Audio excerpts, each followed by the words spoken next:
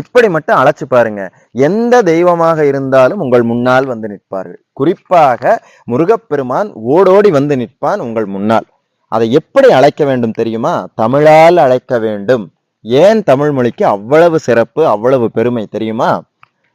அடியார்கள் பாட ஆண்டவன் தன் கைப்பட எழுதிய மொழி தமிழ் மொழி. ஆண்டவன் அடியெடுத்து கொடுக்க அடியார்கள் பாடிய மொழி தமிழ் மொழி. இந்த பெருமை உலகத்திலேயே வேற எந்த மொழிக்குமே கிடையாது. அதிலும் ஆண்டவனை தொழவும் வேண்டவும் எத்தனையோ மொழிகள் உருவாக்கப்பட்டன. ஆனால் ஆண்டவனாலேயே உருவாக்கப்பட்ட ஒரு மொழி இருக்கிறது என்றால் அது நம் தமிழ் மொழி மட்டுமே. அதனால்தான் தமிழால் அழைத்தால் நிச்சயமாக எந்த தெய்வமாக இருந்தாலும் உங்கள் முன்னால் வந்து நிற்பார்கள். அதிலும் குறிப்பாக முருகப்பெருமான் தமிழால் அழைத்து விட்டால் போதும், ஓடோடி வருவான். அதுவும் எப்படி சொல்லலாம்? மனோவேகத்தில் தலைதெறிக்க ஓடி வந்து உங்கள் முன்னால் நிற்பான். இது சத்தியமான வாக்கு.